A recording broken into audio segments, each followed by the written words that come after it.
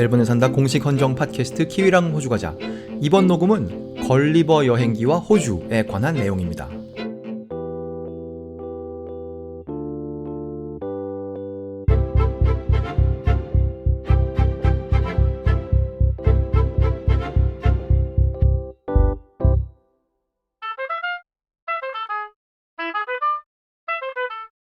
(2020년 3월 12일에) 녹음하고 있습니다. 새로운 시그널을 사용한 첫 번째 녹음이 되겠네요. 이번 녹음은 걸리버 여행기와 호주 혹은 걸리버의 호주 여행기, 이런 제목으로 제가 올리려고 생각하는데요. 우선 이야기를 2015년으로부터 시작하겠습니다.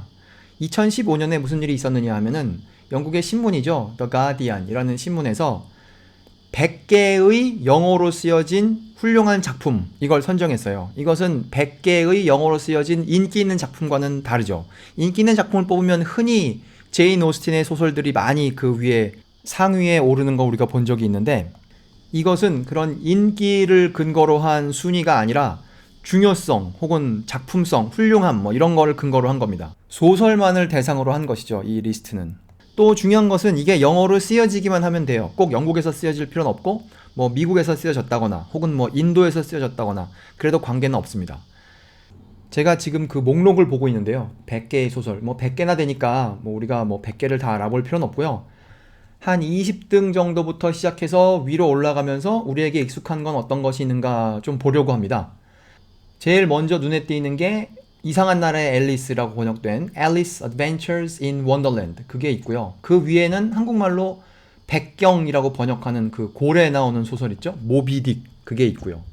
그리고 그 위로 올라가면 주홍글씨, 이거는 미국 사람이 썼네요. The Scarlet Letter, 이거고요. 그리고 키위랑 호주 가자에서 과거에 다뤘던 찰스 디킨스, 그 사람이 쓴 데이비드 커퍼필드, 그게 있고요. 그 위로 쭉 올라가면 폭풍의 언덕, 그것도 있고, 제인 에어, 그런 것도 있고, 8등에 올라와 있는 게 키위랑 호주 가자에서 엄청 많이 다룬 사람이죠. 메리 셸리가 쓴 프랑켄슈타인, 그게 8등이고요. 그 다음에 제인 오스틴의 에마, 이게 7등이고 1, 2, 3등은 1등부터 하겠습니다. 1등은 한국말로 철로 역정이라고 번역하는 The Pilgrim's Progress, 그거고요. 2등이 로빈슨 크루소고 3등이 오늘 다루려고 하는 걸리버 여행기, Gulliver's Travels, 그겁니다. 여기까지 들으시면 좀 의외가 아닙니까? 다른 소설들은 다 진지한 소설들인데 걸리버 여행기는 아이들이 읽는 소설이 아닌가라고 혹시 생각하셨다면, 제가 걸리버 여행기를 다룬 위키피디아에 써있는 문장 하나를 읽으려고 합니다. 흔히 이게 사회가 하고 있는 걸리버 여행기에 대한 오해이죠. 뭐라고 되어 있느냐? Despite the depth of the book, 그 책의 깊이에도 불구하고 It is often mistakenly classified as children's story. 종종 이 책이 아이들의 이야기로, 아이들이 읽는 이야기로 잘못 분류되곤 합니다. 이렇게 적혀 있는데요. 제가 다른 책을 이용하여 이런 비슷한 상상을 한번 해보도록 하겠습니다. 삼국지를 해볼 건데요. 만일 삼국지가 10권짜리 삼국지인데 한 4권까지 읽고 거기에 적벽대전이 4권에서 끝났다면, 거기까지 내용을 근거로 유비, 관우, 장비, 제갈, 공명은 승리를 자축하였습니다. 그리고 조조는 비참하게 도망갔습니다. 이렇게 하고 소설이 끝나는 것 같은 그런 인상을 많이 사람들이 갖는다면, 그 뒤에 5, 6, 7, 8, 9, 10에 해당하는 권을 읽지 않는다면, 그래서 관우가 죽는 얘기, 장비가 죽는 얘기, 유비가 죽는 얘기, 이런 얘기 다 안 읽고 그냥 적벽대전까지만 읽는 그런 삼국지가 있다면, 혹은 사회에 그런 관행이 있다면 삼국지에 대한 사람들의 인상은 아주 다를 거예요. 걸리버 여행기에 대해서 우리가 비슷한 행동을 하고 있는데, 이건 단순히 한국 사회에서 하는 행동이 아니고 영국도 마찬가지죠. 전 세계적으로 마찬가지기 때문에 지금 위키피디아에다가 이렇게 적어 놓은 것인데, 이것에 대한 이야기는 후반부에서 더 자세히 하도록 하겠습니다. 오늘 녹음은 크게 두 덩어리로 할 건데요. 앞에 덩어리는 그 걸리버 여행기가 호주와 무슨 관계가 있는가, 그 이야기를 할 것이고, 그리고 후반부에서는 이 걸리버 여행기에 대해서 좀 더 자세히 알아보도록 하겠습니다. 걸리버 여행기가 주는 의미를 혹은 무게를 느끼고 그것에 대해서 글을 쓴 사람들이 있는데요. 그 중에 잘 알려진 사람이 조지 오웰입니다. 우리는 조지 오웰을 누구로 알고 있습니까? 1984 아니면 동물농장, 이런 거를 쓴 작가로 알고 있죠. 그 사람이 다른 글도 썼는데 그 중에 하나가 걸리버 여행기 분석이라는 에세이라고 되어 있는데, 그게 뭐 기니까 우리가 그걸 읽을 필요는 없고요. 거기에 나와 있는 문장 딱 하나 읽고 이제 호주의 이야기로 가려고 합니다. 읽겠습니다. 조지 오웰이 쓴 에세이에 나오는 문장이에요. If I had to make a list of 6 books, 내가 책 6권이 등장하는 목록을, 리스트를 만들어야 한다면, 근데 그런 리스트를 왜 만드냐면 which were to be preserved, 그 책들은 보호되고 when all others were destroyed, 나머지 모든 책들이 다 파괴되는 그런 상황에서 내가 6개짜리 책 목록을 하나 만들어야 한다면, 이 내용 꼭 진시황제의 분석행위랑 분위기가 비슷하지 않습니까? 하여튼 그런 책의 리스트를 만들어야 한다면 I would certainly put Gulliver's Travels among them. 그 6권에다가 걸리버 여행기 꼭 넣겠다, 이렇게 말했어요. 이 사람이 그 6권에다가 무슨 노노와 맹자를 꼭 넣겠다, 혹은 뭐 이 사람 서양 사람이니까 무슨 뭐 일리아드 오디세이 성경책 넣겠다, 이렇게 말하지 않고 걸리버 여행기를 6권 중에 하나로 하겠다, 이렇게 썼죠. 이런 글에서 알 수 있듯이 어떤 사람들에게는 이 걸리버 여행기가 굉장히 의미 있는 책인 것이죠. 여기까지 읽고 이제 호주로 가도록 하겠습니다. 여기서부터는 이제 호주 얘기를 하겠습니다. 제가 지금 보고 있는 웹페이지는요, 사우스 오스트레일리아의 주립 도서관 웹페이지예요. 거기에 보면 이제 사우스 오스트레일리아 역사에 대해서 설명한 그런 웹페이지가 있는데, 그 중에 딱 어느 페이지에 가면 네덜란드 사람들에 대해서 다룬 그런 페이지가 있습니다. 네덜란드 사람들이 17세기 여기저기를 돌아다니면서 호주에도 여러 번 오는데, 그 중에 1627년에 왔을 때에는 그 사람들이 호주 서해를, 지금 우리가 알고 있는 퍼스 그 동네를 돌아서 남호주 거기를 거쳐서 어디까지 가느냐, 133도, 동경 133도 근처까지 왔다는 거예요. 그걸 어떻게 알고 있냐면 거기까지 탐험하고 그걸 근거로 지도를 만들었죠. 그래서 호주의 서쪽으로는 그렇게 한번 오고, 그 다음에 호주의 동쪽으로부터는 뉴질랜드에서 출발하여 태즈메니아를 거쳐서 한번 또 지나가지 않습니까? 그거는 아벨 타즈만이죠. 그거는 그로부터 15년 뒤 1642년. 그러니까 네덜란드 사람들은 호주 밑을 지나가 본 거예요. 그리고 지도를 남겨놨죠. 당시 1627년에 자기들이 항해한 것을 근거로 만든 지도를 보면 그 사람들이 어디에까지 왔는지 알 수 있는데요. 지금 퍼스를 거쳐갖고 호주의 남쪽을 항해하는 거 아닙니까? 서쪽에서부터 동쪽으로. 근데 애들레이드까지 다 오진 않았고, 이 애들레이드에서 이 좌우로만, 동서로만 따지면 한 200km에서 한 250km 정도 전에 거기서 멈추고 거기까지 지도를 만들고 다시 돌아갔어요. 그러니까 그 위치는 애들레이드에서 진짜 거리로 따지면 한 500km 되고요. 직선 거리로. 운전을 하면 뭐 다르겠지만. 그리고 지금 항해하는 거니까 좌우, 서쪽으로만 따지면 애들레이드에 도착하기 한 250km쯤 전에 거기서 자기들의 작업을 마치고 돌아갔어요. 그 자기들이 돌아간 그 동네에 지금도 남아있는 동네가 세두나라는 동네가 있는데, 세두나 앞에 보면 섬들이 있습니다. 작은 섬들이 쭉 있는데 뭐 대충 세면 한 10개 이상? 그런데 그 섬들을 모아다가 뉴잇 섬들, 이렇게 지금도 그렇게 부른다는 거예요. 여기 지도에, 구글 지도에도 그런 똑같은 명칭을 쓰고 있습니다. 지도에 나와 있는 걸 그대로 읽으면 뉴잇 아키펠라고 이렇게 적혀 있는데요. 뉴이트는 사실 이게 네덜란드 이름이기 때문에 제가 확신이 없어요. 하지만 그냥 제가 최선을 다한 겁니다. 상식적으로 이 뉴이트라는 사람 이따가도 나올 거기 때문에 여기서 잠시 알아보면 좋은데요. 당시 항해할 때 뭐 중요한 자리에 있는 사람이었었죠.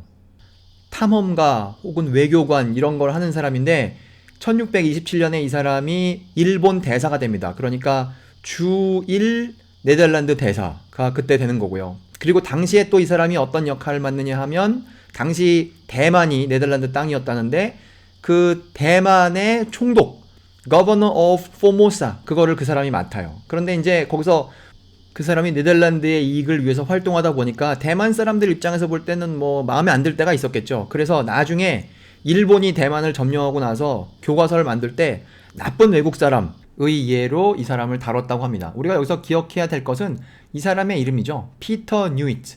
네덜란드 사람이고 항해를 한 사람이고 호주의 남쪽까지 와서 지도를 만들고 간 사람. 그 사람이 뉴이트라는 사람이에요. 우리가 지금 남호주 이야기를 왜 하고 있습니까? 뉴이트 이야기를 하고 있는 이유가 무엇입니까? 이것이 걸리버 여행기와 무슨 관계가 있기 때문에 하는 거 아니겠습니까? 그래서 아까 남호주의 도서관 웹페이지 거기에 보니까 여기 뭐라고 적혀 있느냐, 이 네덜란드 사람들을 다루다가 뭐라고 적었느냐, 조나산 스위프트 in his book. 조나산 스위프트는 그 걸리버 여행기를 쓴 저자죠. 그 사람은 그 걸리버 여행기란 책에서 여기 두 개의 섬 이름이 나왔어요. 그 섬 이름들은 아까 뉴이트 섬들이라고 여러 개의 섬이 있다고 했죠. 거기에 나온 두 개의 섬 이름을 가져다가 소인국 이야기의 소재로 삼았습니다 하는 얘기가 여기 나와 있어요. 그래서 제가 그걸 보고 집에 걸리버 여행기가 있길래 열어봤습니다. 거기 뭐라고 나와 있는지. 그랬더니 이제 걸리버가 여행을 4번을 하는데요. 그 중에 첫 번째 여행은 1699년 5월 4일에 출발한다는 거예요. 거기서 보면 뭐 자기네가 브리스톨, 영국에 있는 동네 이름이죠. 브리스톨 왼쪽 아래 서남 쪽에 있는 동네인 브리스톨에서 자기네가 출발해서 이제 여행을 시작했는데, 그래서 여행을 시작하고 나서 4줄 내려가면 여기 동인도 회사가 있는 여기까지 온다는 거예요. 그리고 나서 제가 그 다음에 읽겠습니다. We were driven by a violent storm. 우리는 아주 격렬한 폭풍, 그걸 만나가지고 이렇게 정처 없이 끌려다닌 거예요. 폭풍을 만나가지고 어디로 가느냐? To the northwest of Van Diemen's Land. Van Diemen's Land는 태즈메니아죠. 태즈메니아의 북서쪽까지 폭풍을 만나서 끌려오게 되었습니다. 그래서 끌려온 다음 자기네 위치를 여기 설명하고 있는데요. We found ourselves in the latitude of 30 degrees 2 minutes south. 그러니까 남위 30도 2분. 이거 뭐 그냥 복잡하니까 그냥 두리뭉실하게 남위 30도라고 하겠습니다. 거기에서 이제 정신을 차리게 된 것이죠. 그 남호주에 있다는 그 도서관 웹페이지에 보면 두 개의 섬을 소재로 삼았다고 하는데 그 섬들의 이름이 세인 프란시스라는 섬하고 세인 피터라는 섬입니다. 거기에 그 남호주의 세두나라는 동네 앞에 보면 섬들이 많이 있다고 아까 말씀드렸죠. 그 중에 두 개의 섬이 그건데 이제 그거를 무대로 삼아서 왜 그 소인국에서 전쟁을 하지 않습니까? 그 두 개의 섬이 전쟁을 한다. 이렇게 한 거예요. 이게 이제 걸리버의 첫 번째 여행인 것이죠. 이로써 분명해지지 않았습니까? 걸리버의 여행은 걸리버의 호주 여행이다. 이렇게 말할 수 있는 근거가 생긴 것이죠. 이 소설로 다시 돌아가면 사실 거기 지도가 나오는데 이게 뭐 소설이니까 그 지도가 꼭 뭐 현실과 맞아야 될 필요는 없어요. 여기에 나온 이 우리가 읽은 내용과 그 소설에 나온 지도는 사실 거의 아무런 관계가 없습니다. 소설이니까 뭐 아무렇게나 만든 지도인데 그 지도는 호주에서 멀리 떨어져 있으니까 혹시 나중에라도 걸리버 여행기에 나온 지도를 보시고 여기는 호주가 아닌데 이런 생각을 하신다면 그 소설은 소설이니까 소설을 다큐로 받으시면 안 된다는 점 여기서 잠시 말씀드리고 지나갑니다. 그게 걸리버 여행기의 첫 번째 여행이에요. 여기까지 다루었으니까 다른 글 하나 볼 수 있게 되었습니다. 제가 지금 보고 있는 기사는요, 여행에 관련된 기사예요. 시드니 모닝 헤럴드에서 2004년에 다루었던 기사인데 어디를 여행 가느냐? 세두나라는 동네를 여행 갑니다. 여기 세두나가 어디냐면 아까 그 섬들이 많이 있다는 그 섬들의 그 바로 앞에 있는 육지에 있는 마을 이름이죠. 세두나. 거기를 여행 가는 그 글을 썼는데 그 글에 이런 그 여행 안내하는 글에 이런 문장이 있어요. It is claimed that Jonathan Swift, 다음과 같은 주장이 있습니다. 조나탄 스위프트가 걸리버 여행기의 저자죠. 가 use the islands of the Nuits archipelago, 뉴이트 섬들의 섬 두 개를 이용하여 어떻게 이용했느냐? As the models for the lands of Lilliput and Blefuscu in Gulliver's Travels. 무엇의 모델로 이용했느냐 하면 소인국에 나오는 두 개의 나라의 모델로 이용하였습니다. 이렇게 그 동네를 소개하는 내용에 나와 있습니다. 그러니까 뭐 이런 내용을 보면 이제 걸리버 여행기의 여행 중 최소한 첫 번째 것은 호주로 간 여행이다라는 걸 우리가 이제 이해할 수 있게 되었어요. 그게 걸리버의 첫 번째 여행입니다. 1699년부터 1702년까지 한 여행이고요. 소인국 여행이죠. 두 번째 여행은 대인국 여행을 하는데 1702년에 시작해서 1706년까지 여행해요. 이 두 번째 여행의 목적지가 어디냐 하면 그 지도를 근거로 생각했을 때 북미의 서해안에 있어요. 그러니까 우리가 지금 알고 있는 무슨 뭐 샌프란시스코 아니면 뭐 밴쿠버 뭐 이런 어딘가에 그 대인국이 있었던 것이죠. 그거는 호주랑 관계없으니까 건너뛰고 세 번째 여행을 가겠습니다. 세 번째 여행은 1706년에 시작해서 1710년에 끝나는 여행인데요. 이 여행은 뭐 여기저기 가지만 대표적인 곳이 라푸타라는 곳으로 가는데 그거는 상상 속에 있는 어디 무슨 공중에 떠 있는 나라죠. 거기로 가는데 거기가 인도 근처 어디에서 이 사람이 그리로 간다고 되어 있어요. 그러니까 이것도 호주랑 관계가 없습니다. 가장 중요한 여행은 네 번째 여행입니다. 네 번째 여행은 걸리버의 네 번째 여행은 1710년 9월 달에 시작해서 1715년 12월 달에 끝나는데요. 이 네 번째 여행의 목적지는 무엇으로 알려져 있냐면 후이넘스 랜드, 후이넘들의 땅, 뭐 그런 곳이에요. 후이넘은 뭐냐면 말을 할 수 있는, 이야기를 할 수 있는 말을 하는 말들이죠. 그 땅인데 그 땅을 설명한 위키피디아의 내용을 제가 지금 보고 있습니다. 거기 보면 후이넘's land to be south of Australia. 호주에서 남쪽에 있습니다. 후이넘스 랜드가 섬인데 호주 남쪽에 있는데 그 후이넘스 랜드의 바로 위에 보면 뭐라는 동네가 있냐면 누이츠랜드라는 동네가 있어요. 누이츠 아까 들어본 사람 아닙니까? 아까 일본의 대사로 갔다는 그 네덜란드 사람? 그 사람의 이름을 딴 동네예요. 그러니까 그 섬들이 많이 있다는 그 동네의 육지, 거기를 누이츠랜드라고 불렀겠죠. 거기에서 조금 떨어진, 조금 남쪽에 떨어진 섬이 있는데 그게 후이넘스 랜드입니다. 그러니까 걸리버의 네 번째 여행 또한 호주로 간 것이죠. 그러니까 걸리버가 4번 여행 가는데 첫 번째 여행과 네 번째 여행은 호주로 간 것이고 나머지 두 개의 여행 중 하나는 북미로, 나머지 하나는 인도 근처로 간 것이라고 정리할 수 있습니다. 여기까지가 여행의 목적지에 대한 이야기였고요. 여기서부터는 소설 자체에 대해서 잠시 생각해 보도록 하겠습니다. 걸리버 여행기를 쓴 조나산 스위프트는 더블린, 아이리시죠. 더블린에서 태어났는데 1667년에 태어나서 1745년에 사망했어요. 이 사람에 대해서 좀 자세히 해보려고 생각했었는데요, 처음에. 근데 보니까 삶이 아주 어둡습니다. 그래서 별로 재미가 없어요. 이 어둡다는 것은 저의 판단이 아니고 어둡다는 것은 자기 자신의 판단이에요. 이 사람이 자기 묘비명을 준비해 놓은 다음에 결국 사망했거든요. 그래서 그 묘비명을 그대로 그 사람 묘에다가 썼습니다. 근데 그 묘비를 제가 지금 보고 있는데요. 뭐 비라기보다는 벽에다가 해놨는데 거기에 적은 말이 하도 적절해서 이 사람의 삶을 봤을 때 하도 적절해서 사람들이 이걸 인용해다가 쓰곤 하죠. 근데 이제 이걸 원래 적기로는 영어로 쓴 게 아니고 라틴어로 적었는데 그거를 영어로 번역한 걸 보면 그 사람이 이제 죽어서 어디로 가느냐, 그 저승으로 가면 그 저승에서는 where fierce indignation, 격렬한 극심한 분개, 분통이 터지는 마음의 상태, 그것이 can no further tear apart his heart, 그의 마음을, 그의 심장을, 그의 가슴을 더 이상 갈기갈기 찢어 놓을 수 없는 곳으로 간다. 그 말은 살아있을 때 이 사람의 분노가 이 사람의 마음을 늘 갈기갈기 찢어 놓았다, 이 말인 것이죠. 이 사람 정치풍자 그런 걸 본업으로 했고 이 걸리버 여행기가 대표적인 그런 거죠. 그 다음에 시인이기도 하고 무슨 뭐 성직자 이런 역할을 담당했는데 이 사회의 특히 정치에서 좀 마음에 안 드는 일이 생기면 그거를 참지 못하는 거예요. 우리도 지금 정치를 보면 저건 저러면 안 되는데 이런 것도 있지 않습니까? 근데 이제 그 사람은 그것을 풍자하는 것으로 직업을 삼았기 때문에 그걸 아주 세게 느끼면서 살았던 사람인 것이죠. 그게 잘 드러난 곳이 바로 네 번째 여행이에요. 제가 지금 보고 있는 웹페이지는 cliffnotes.com 이라는 웹페이지인데요. 이건 뭐 하는 거냐면 뭐 대학생들이 이런 뭘 읽고 시험을 봐야 되는데 이게 뭐 읽으면 그게 의도하는 바가 뭔지 좀 분명하게 오지 않을 때 이걸 보고 아 이게 요점이 이런 거구나 라는 걸 세게 한번 느끼고 시험을 보라고 만든 뭐 그런 거죠. 근데 거기에 보면 이 조나산 스위프트에 대해서 설명해 놓은 데가 있어요. 거기에 보면 뭐라고 적혀있느냐, 뭐 여러 문단이 있지만 그 중에 한 문단을 읽으려고 합니다.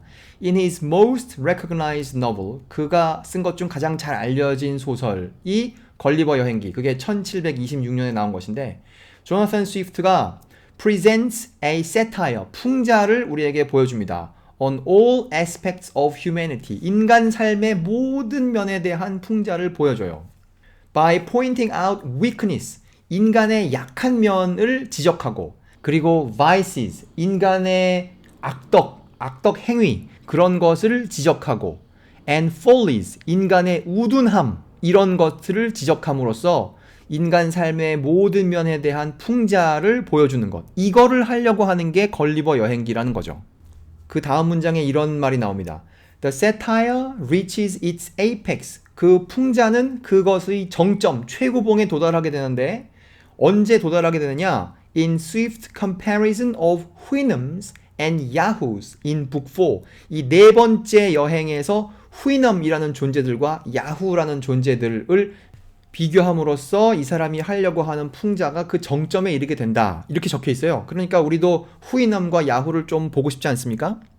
네 번째 여행에서 걸리버가 후이넘의 땅에 갔더니 이제 후이넘들의 모습을 보게 되는 것이죠. 후이넘은 말인데 그것이 상징하는 것들은 우리가 알고 있는 모든 좋은 것들, 그런 좋은 특성들을 다 후이넘들이 가지고 있어요. 분명하게 말하고, 공정하게 행동하고, 법률은 단순하며, 그리고 거짓말이라는 개념조차 없고, 그 다음에 탐욕이 없고, 정치가 없고, 그리고 불필요한 강한 욕망, 이런 게 없다는 거예요. 이게 후이넘들입니다. 그러니까 걸리버가 놀러가서 네 번째 여행을 갔을 때 후이넘들하고 놀고 싶겠죠. 반면 네 번째로 여행 간 곳에 있는 다른 존재는 야후라는 존재예요. 우리 웹페이지에 있는 야후죠. 그 야후들은 우리가 알고 있는 그 나쁜 것들은 다 가지고 있는 존재입니다. 지저분하고, 그 다음에 죄악으로 가득하고, 그 다음에 속이고, 공격적이고, 뭐 이런 존재. 그게 바로 야후인 것이에요. 근데 그 야후들이 사람의 모습을 하고 있습니다. 그러니까 걸리버가 네 번째 여행한 장소에서 이제 다시 집으로 돌아오는데, 집으로 돌아오면 이제 말들하고 놀고 싶죠. 사람들을 하고 상대하고 싶지 않고. 그래가지고 이 영국에 돌아온 다음에도 왜 말이랑 같이 지내고 이렇게 한단 말이죠. 그런 삶이 행복할 수가 없겠죠. 그래서 이 여행을 다 하고 돌아온 걸리버는 불행한 삶을 살게 된다. 이렇게 되는데요. 걸리버 여행기를 다룬 위키피디아 페이지에 보면 이 네 번째 여행을 하고 나온 다음 이 이야기, 이게 무슨 의미인지를 설명하는 부분이 있습니다. 그래서 그 문장 하나를 읽으려고 합니다. It is now generally accepted. 이제 일반적으로 그 내용이 받아들여진다는 거예요. 뭐라고 받아들여지느냐?